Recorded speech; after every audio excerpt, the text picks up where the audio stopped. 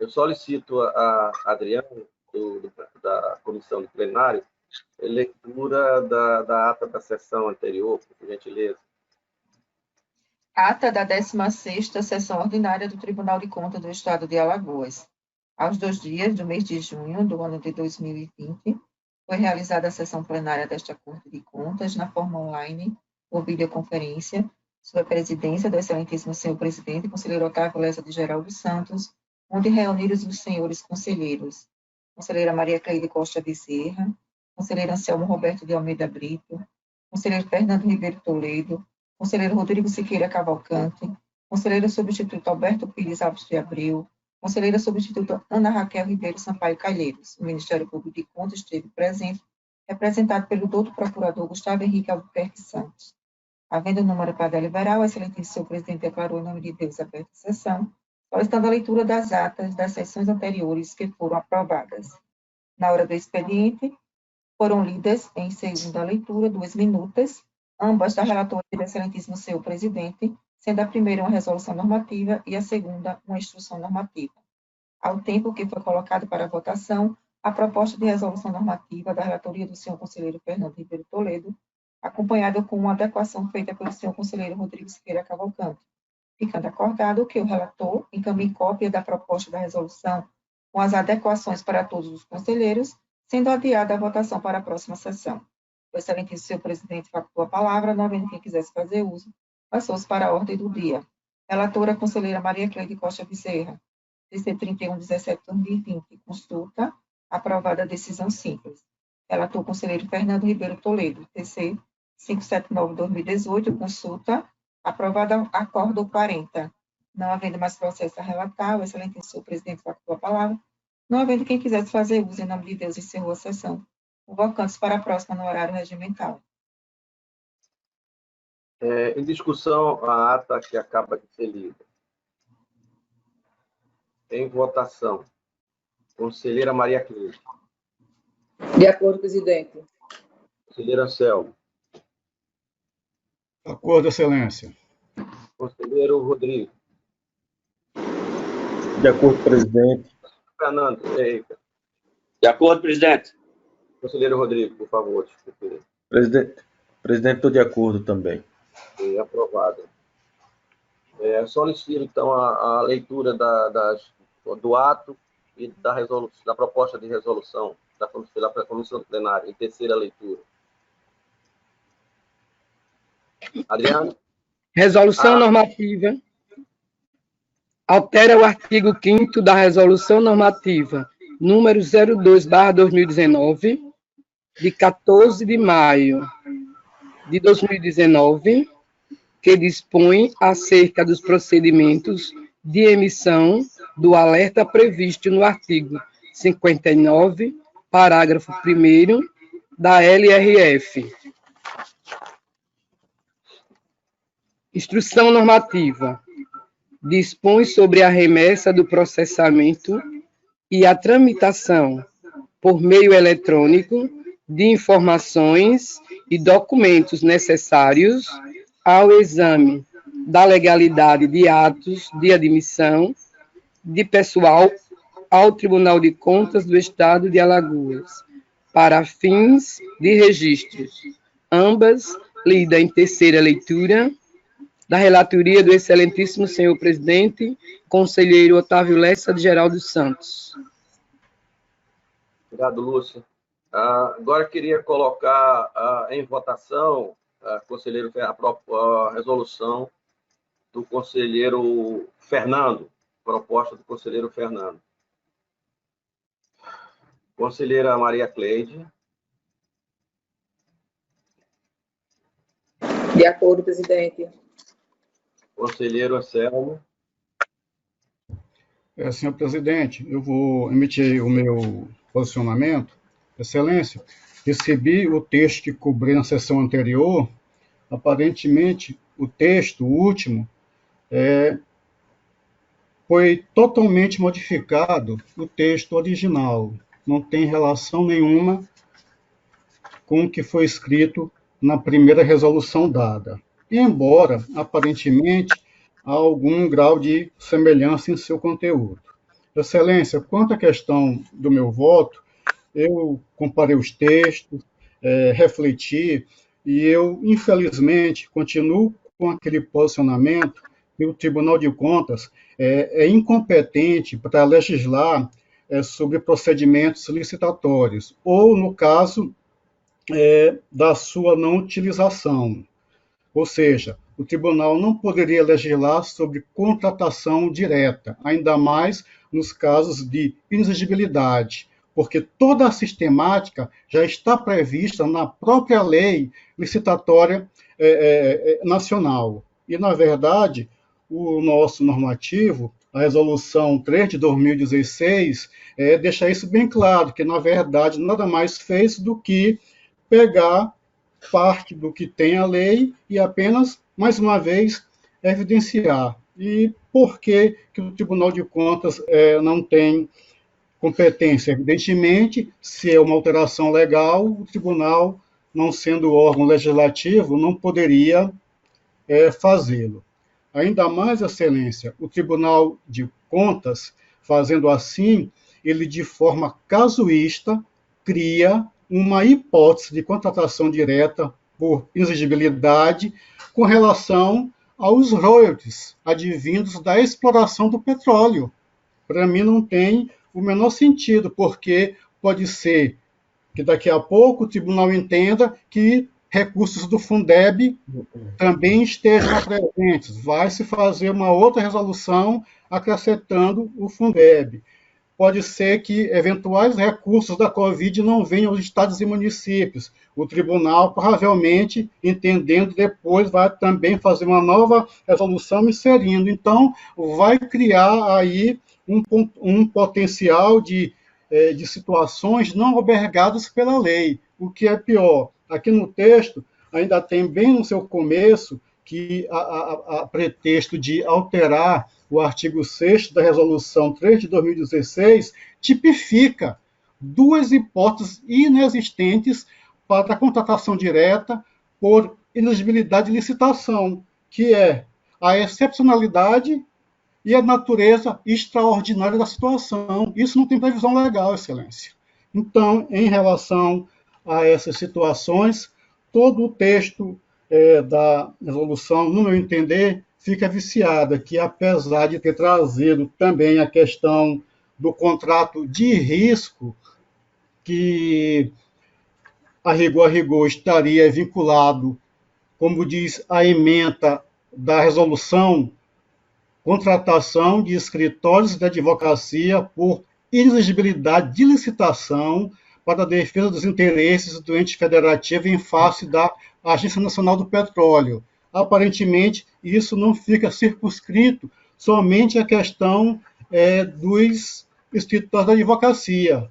Há possibilidade também que outros, inclusive na esfera administrativa, possam ter o mesmo tratamento. Não está vinculado diretamente à contratação de escritórios, mas isso, pela questão do meu entender, que o tribunal legisla criando, tipificando hipótese existente na lei de licitação, fica aí tomado pela questão mais grave, que é a impossibilidade do tribunal legislar, tipificar hipótese de contratação direta por exigibilidade. Por voto, senhor presidente.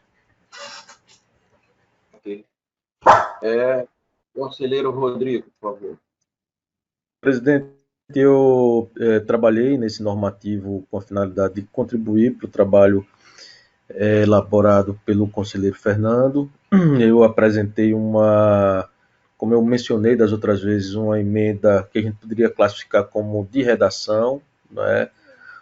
Evidentemente, emenda de redação, você altera a redação não tem como ser igual à anterior, mas o conteúdo ele é fidedigno com o projeto original. Quando foi acrescentado de forma excepcional, extraordinária, os dois termos, foi com a finalidade não de legislar, de criar, de inovar no ordenamento jurídico, até mesmo porque o princípio da licitação é a regra geral, né?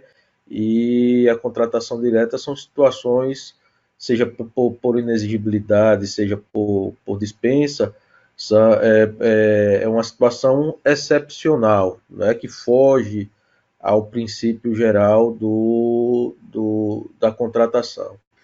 Então, apenas fazendo algumas defesas e esclarecimentos do projeto que foi apresentado e foi, no meu ponto de vista, com a devida vênia, equivocadamente apresentado a impugnação pelo conselheiro Anselmo quanto a esse ponto, né? Também gostaria de esclarecer que quando eu trabalhei na apresentação dessa alteração do texto, foi com a finalidade de ser o mais fiel ao texto originário, né? Muito embora não concordando com os parágrafos que se seguiam, como já mencionei, o conselheiro Fernando, quando, por exemplo, preconiza a possibilidade de pagamento antecipado pelo poder público quando há uma concessão de tutela provisória, né, proveniente de uma cautelar ou proveniente de uma antecipação de tutela pelo Tribunal de Contas, que isso são medidas processuais possíveis, mas a consequência financeira dela decorrente, como o pagamento antecipado de um contrato com o escritório de advocacia, eu particularmente, com a devida vênia, eu divijo desse entendimento, que na verdade foi um entendimento lançado inicialmente pelo Tribunal de Contas do Estado de Sergipe, né? Mas com a devida vênia eu discordo. E o segundo ponto que eu discordo é a possibilidade de pagamento de celebração de contrato de êxito da forma como foi normatizada, né? Do meu ponto de vista, acaba vulnerando princípios constitucionais como da previsão orçamentária, principalmente quando a demanda ela não tem na origem a possibilidade de se saber o valor total do que está sendo cobrado à União ou à Agência Nacional de Petróleo, né? Então é uma demanda do ponto de vista do pedido, é um pedido de condenação, mas não se fixa um valor preciso, né? Então, como a administração pública vai ter uma ideia do que vai pagar e como ela vai ter uma ideia de prever orçamentariamente esse pagamento.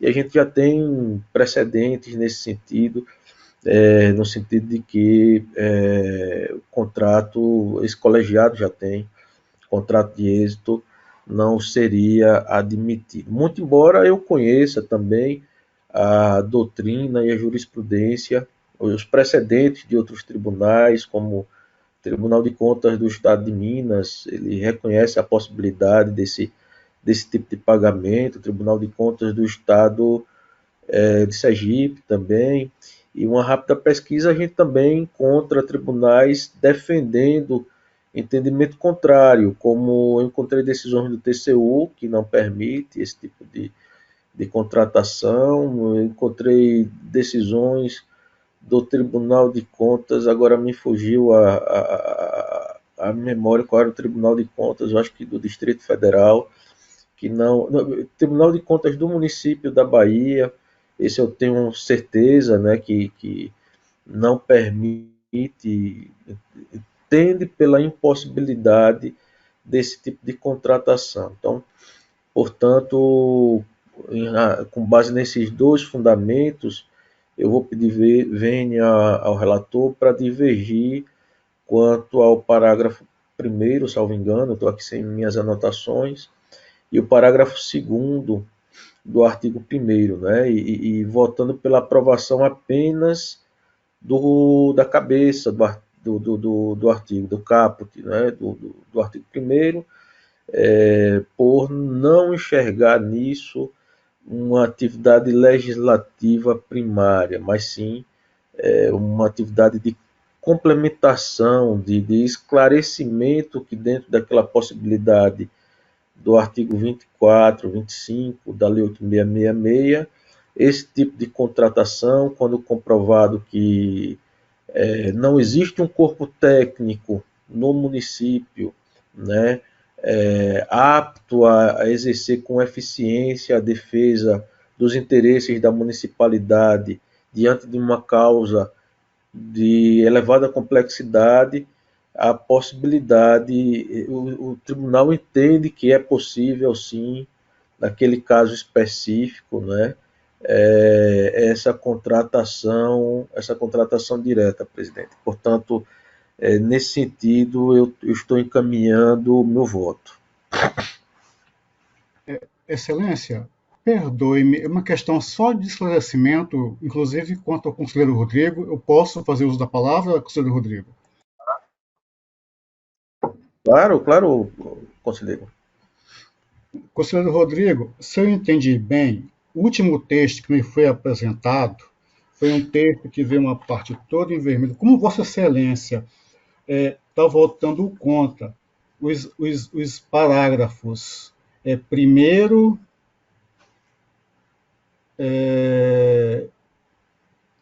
os parágrafos do artigo 1º aqui, no último texto que me foi encaminhado, o artigo 1º diz assim, eu não sei se é o que Vossa Excelência elaborou, mas é questão de esclarecimento. A Instrução Normativa 3 de 2016 passa a vigorar com o seguinte acréscimo. Esse foi o último que eu recebi. O primeiro, o original, fica assim.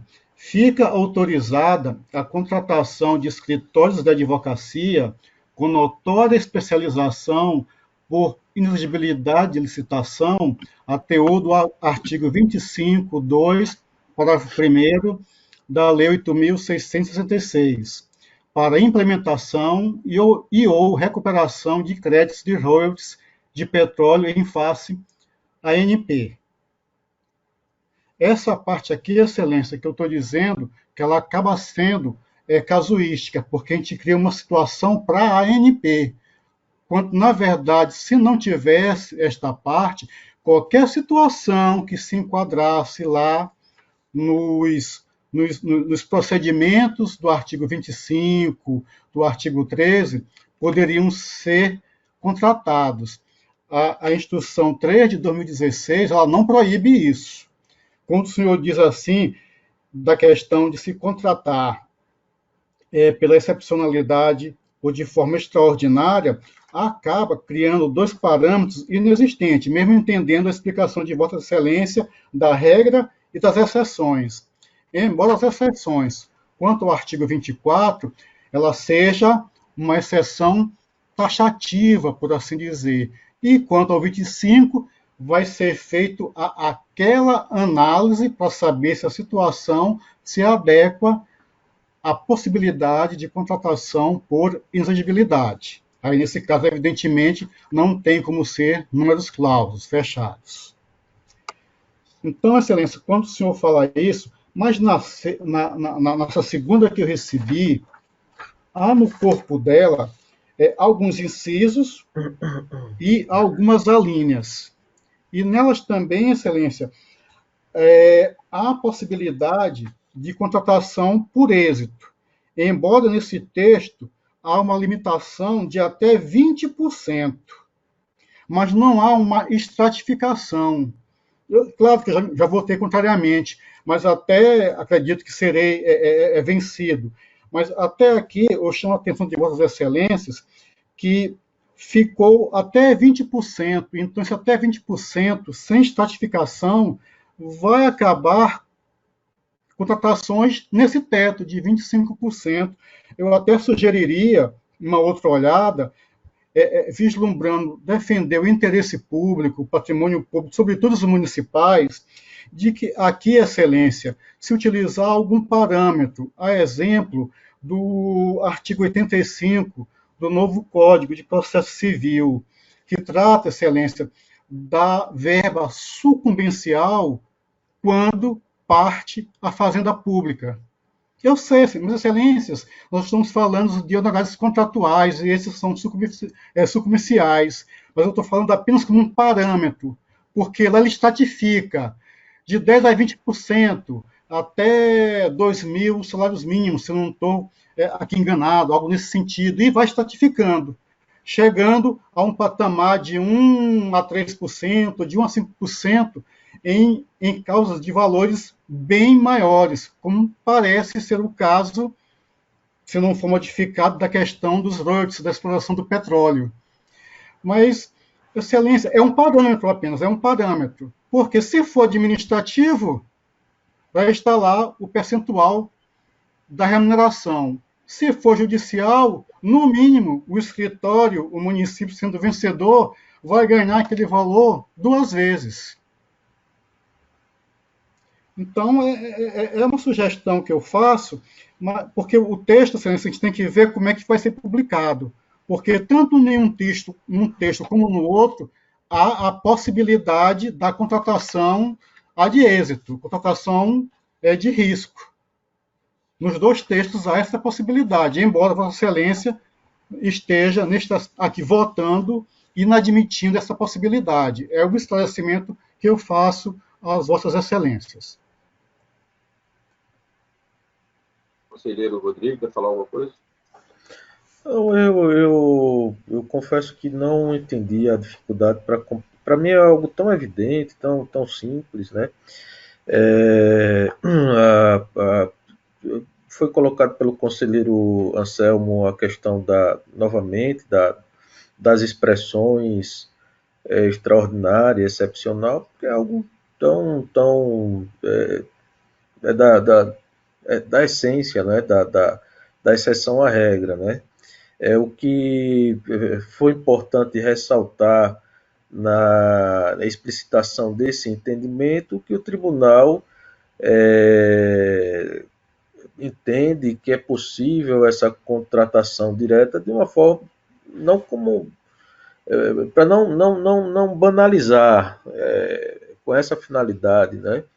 Mas não vejo nenhum tipo de dificuldade com relação a isso daí. Não, com relação aos demais, eu confesso que às vezes fiquei sem entender, não existe uma estratificação, o que foi colocado pelo conselheiro Anselmo, né, com relação ao contrato de êxito. Ali permite a contratação de um escritório de advocacia dentro aquele percentual, né? O valor até 20%, como está previsto na própria lei da Ordem dos Advogados do Brasil. Então, são as ideias normativas que já estão normatizadas pelo legislador e que foram pinceladas com essa finalidade de expor o entendimento do Tribunal de Contas e proporcionar ao gestor, no momento da celebração do contrato, uma maior segurança jurídica, né? Evidentemente, se fosse para reproduzir o texto da lei, não faria sentido a gente estabelecer uma instrução normativa ou baixar o entendimento do tribunal a partir da leitura daquele texto, do texto que contém as normas, regras, né? Essa instrução ela é o fruto de uma interpretação de um tribunal, né? Então, a interpretação ela é permeada não apenas pelas normas, regras, mas ela é permeada também pelas normas de natureza principiológica, que influenciam toda a hermenêutica, principalmente quando os princípios são de estatura constitucional. E a gente tem o princípio de estatura constitucional aí devidamente explicitado quando fala que essa contratação direta ela somente pode ser feita de forma excepcional e extraordinária, né? Porque assim quis o Constituinte originário quando consagrou que a licitação é o princípio geral, a licitação é a regra geral, né? E a contratação direta mediante dispensa ou inexigibilidade da mesma seria a exceção. Então, para mim, isso daí é muito simples, muito claro, muito evidente, e a gente está colocando para que o gestor tenha essa segurança jurídica dentro da nossa construção pedagógica também, né? A gente não podemos esquecer que essa explicitação de entendimento ela tem um viés pedagógico muito forte, tem que ter. Muitas vezes o próprio gestor, pela ausência de estrutura, de um corpo técnico adequado, um município muito pequeno, com um orçamento muito pequeno, né? Ele pode ter algumas dificuldades para compreender. E o Tribunal de Contas é um agente indutor dessa melhor compreensão também, né? Dentro dessa interpretação que foi explicitada na instrução normativa, nós temos outros princípios também, né? Como o princípio da previsão orçamentária. Daí a minha preocupação, conselheiro Anselmo, preocupação quanto ao parágrafo 1º, segundo, que menciona a possibilidade de contrato ad êxito, né?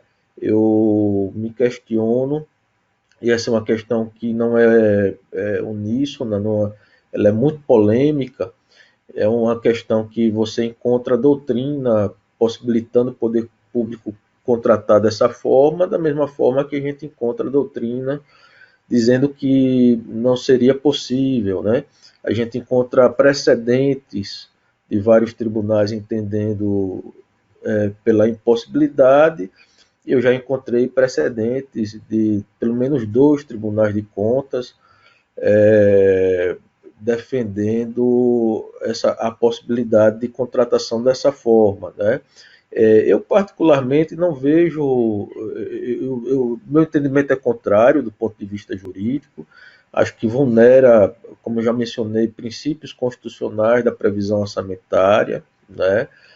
Principalmente quando a causa na origem ela impossibilita o gestor ter a ideia do quanto será pago ao escritório advocatício, né? Evidentemente não tem como o gestor prever orçamentariamente, isso pode de alguma forma, direta ou indiretamente, atingir o equilíbrio orçamentário, né? E a previsão orçamentária ela fica vulnerada completamente, mas não posso também ser egoísta ao ponto para defender o meu entendimento de ser negacionista ao ponto de dizer que não existem entendimentos em sentido contrário. Existem sim entendimentos, né? E devem ser levados em consideração, claro, né? Em consideração para o que o Tribunal de Contas pretende com essa instrução normativa. Como eu estou vendo que ele pretende trazer essa segurança jurídica para o gestor, apenas, né? Eu acho que o caput do artigo 1º ele é muito bem-vindo, né? Mas os parágrafos que o sequenciam, eles vão de encontro ao entendimento já deliberado por esse colegiado, né? E essa mudança de entendimento, no meu ponto de vista, demandaria um aprimoramento, um amadurecimento por parte do tribunal, até mesmo porque a gente precisaria melhor compreender a repercussão dessas exceções dentro da realidade dos nossos municípios tão carentes, pequenos, né? Tão carentes não no ponto de vista econômico apenas, mas carentes no ponto de vista técnico, né? O quanto eles ficariam vulneráveis diante do lobby de escritórios, que é legítimo também, né? Mas lobby de escritórios jurídicos, né, que tem uma força econômica muito grande, e o tribunal ele tem que ter, no meu ponto de vista, esse cuidado para não deixar a municipalidade tão permitir que ela em algum momento possa ficar vulnerada. É esse o entendimento, senhor presidente. Eu acho que, para mim, é algo simples de visualizar, né? Conselheiro Fernando. Conselheiro Fernando. Senhor presidente, veja bem, eu já tenho dito, tenho só fazer alguns esclarecimentos, que não existe duas propostas de resolução. Nós fizemos, desde o começo, desde as 3 sessões atrás, a adesão às sugestões, ao aprimoramento daquilo, da redação, na verdade, que ela não muda do conteúdo, se ela tiver só nada de entendimento do conteúdo, ela precisava ser uma nova resolução. Ela não é uma resolução, a mesma resolução que teve uma modificação textual que nós entendemos pertinente, que foi trazida pelo conselheiro Rodrigo. De forma que o debate sobre esse entendimento, ele está amplamente já massificado e entendido, e a redação que nós estamos votando é o aprimoramento da redação formulada pelo conselheiro Rodrigo. Isso é uma coisa que eu gostaria de deixar muito pacífica. Quando nós publicamos, quando nós enviamos para Vossa Excelência e para o grupo dos conselheiros as 2 redações, foi que, naturalmente, tirasse alguma dúvida com relação a aquilo que tenha sido modificado. O que está valendo, que nós estamos votando, para ser sucinto, é a proposta trazida da redação do conselheiro Rodrigo. Fazendo apenas umas considerações com relação à vulnerabilidade orçamentária, eu gostaria de dizer ao conselheiro Rodrigo que nós estaríamos, de certa forma, até trazendo algumas dificuldades para os municípios, quando nós não estamos entendendo que essas conquistas que possam advir, neste caso, dos royalties de petróleo, isso seria um ganho de caixa para os municípios. Nós estaríamos trazendo um benefício para a sociedade daquela municipalidade. É a questão orçamentária, a vulnerabilidade, isso pode ser resolvido com mensagens ao Poder Legislativo, com adaptação para aquilo que nós já conhecemos. De forma que eu não vejo, senhor presidente, também nenhuma polêmica nesse sentido e mantenho o nosso entendimento com esse esclarecimento de que a redação que nós estamos votando é aquela redação trazida pelo conselheiro Rodrigo, com aquelas sugestões de modificações, digamos assim, de texto. Somente se gostaria de acrescentar, senhor presidente. Ok, então, voltando às alterações do conselheiro Rodrigo, ficou vencido o conselheiro Anselmo, na sua totalidade, e as observações feitas do conselheiro Rodrigo com relação aos 2 itens. Senhor presidente,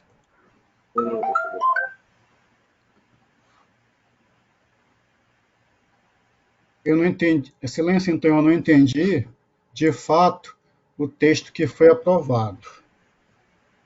Vencidos, eu só para esclarecimentos para poder estar constar em ata. Então, vencidos o conselheiro Anselmo, o conselheiro Rodrigo, texto... Não, o conselheiro Rodrigo, a parte, ele foi a parte que foi sugerida por ele, ele manteve a parte do conselheiro Rodrigo, manteve, está sendo votado com o voto dele próprio. Eu fico vencido em parte, né?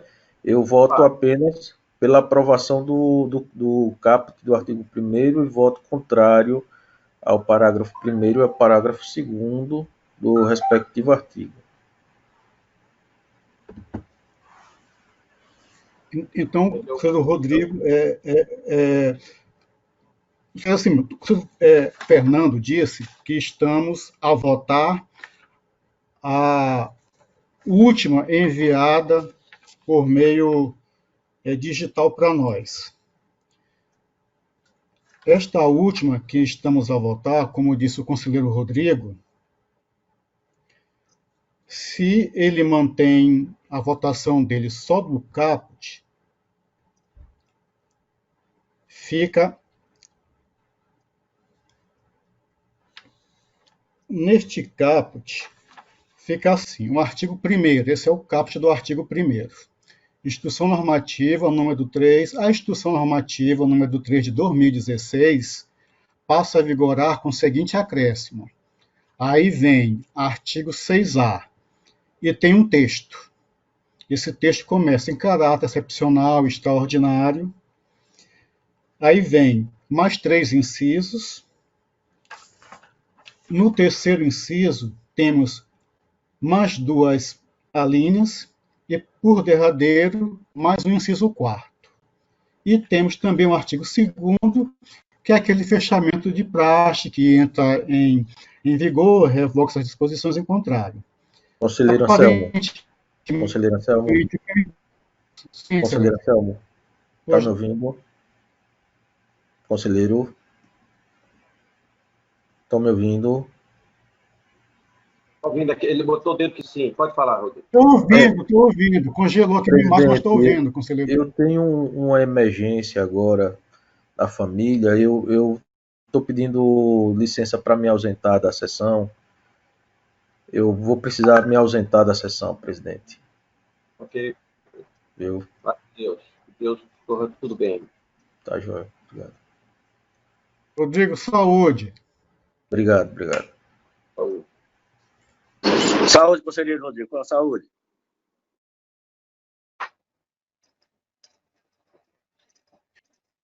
Bom. Excelência, posso continuar? Pode. Então, Excelência, se o conselheiro Rodrigo votou apenas pelo caput, ficaria aqui, no meu entender, apenas o caput do artigo 6A.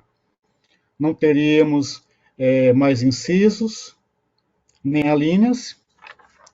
Então, aqui ele só vota no sentido de que, como eu falei antes, o casuísmo aqui não é um sentido pejorativo total da palavra, mas é casuísmo do caso específico, com relação ao ANP. Que isso não deveria constar aqui, porque qualquer situação fática seria avaliada com base no que está na Constituição, que evidentemente remete à lei de licitações. Todo o mais por ele não foi concordado. Claro, por isso que eu perguntei. Eu fiquei vencido diante daquela impossibilidade de tipificar um procedimento ou uma possível exceção a um procedimento licitatório. Fui vencido nisso. E o conselheiro Rodrigo, parcialmente vencido, porque só ficou com um caput aqui, o caput do artigo 6A. E, aparentemente, foi vencedor, porque teve os votos da conselheira Maria Cleide e do conselheiro Fernando nessa última proposta que contém aqui o artigo 6A, que é o que eu uso para diferenciar o da proposta original, como lembrou o conselheiro Fernando, que é esse texto do artigo 6A que estamos a deliberar. Aliás, já foi deliberado. Eu queria só que fizesse essas constatações aqui minhas, que elas fossem verificadas em atas, até para que daqui a pouco não surja qualquer problema de entendimento em outras interpretações, porque tenho quase que uma certeza que isso aqui é um caminho de mão dupla. Está indo agora, mas daqui a pouco vai voltar para o tribunal e provavelmente vamos rediscutir processualmente novamente isso, acredito. Obrigado, senhor presidente. Obrigado, presidente. Obrigado, conselheiro. Pela ordem, fica facultada a palavra às senhoras conselheiras, os senhores conselheiros e a nossa representante do Ministério Público. Não tendo quem queira fazer uso da palavra, pela ordem, conselheira Maria Cleide. Senhor presidente, teve um problema no sistema, não conseguimos pautar. Eu acho que nenhum dos conselheiros tinha processo pautado para hoje. Eu acho que foi algum problema no sistema. Só queria tirar a dúvida com os demais conselheiros, se eles conseguiram fazer a pauta para hoje. Ok, mas, conselheiro, eu acho que eu não fui notificado de problema no sistema, não. A gente está usando ainda para pauta o sistema antigo até as 2 semanas. Até para frente, a semana, quando tiver implantada, a gente ajuda. Mas se te foi, ótimo. Tudo bem. Conselheiro Anselmo. Excelência, eu vou esclarecer a situação. Talvez Vossa Excelência não foi informado, mas parece, até pela questão de publicações, seria necessário fazer um cadastro. E se cadastrou-se todo mundo, teria que refazer os cadastros. Pelo menos foi a última informação que eu tive. Com relação à minha pauta, por total impossibilidade física e tecnológica, não tenho como pautar processos para a sessão de hoje, também, Excelência. Obrigado. Conselheiro Fernando. Senhor presidente, para essa sessão também não tem pauta. Tá. Conselheira Raquel. Senhor presidente, também, na verdade, eu queria até esclarecer isso, porque, na verdade, foram dois motivos. Um é que, como agora requer que os processos passem do sistema antigo para o novo, a gente até entrar em todos os sistemas, enfim, conseguir dominar a forma de fazer, a gente levou um tempo. E segundo também, o problema da pauta, que a gente também só conseguiu resolver faz pouco tempo, mas assim, já usando o sistema novo, eu consegui até pautar, a gente conseguiu pautar no sistema novo para a Câmara. Então, eu nem sabia, na verdade, que a pauta antiga ainda estava funcionando. Mas acho que é isso mesmo, a gente vai aos poucos, vai encontrando os caminhos aí, mas realmente para a sessão de hoje nós não conseguimos pautar nada. Então, eu vou ia ver o que é que aconteceu, vamos ver se a gente conserta o que está faltando. Obrigado pelas informações e não tendo pauta para o dia de hoje, então eu declaro encerrar a sessão, convocando para a próxima terça-feira no horário regimental. Obrigado pela atenção e fiquem com Deus. Até mais. Saúde para todos. Belinha. Até logo. Grande abraço para todos. Olha, aproveitar para convocar para a sessão agora da primeira Câmara, tá, todos os conselheiros e conselheiras. Oi? Não entendi. Para a sessão da Câmara, quem está querendo convocar você? Ah, tá certo, eu fico. Tudo bem. Na verdade, eu tenho que sair dessa e entrar na outra, né? Exatamente. Até mais, bom dia. Até mais.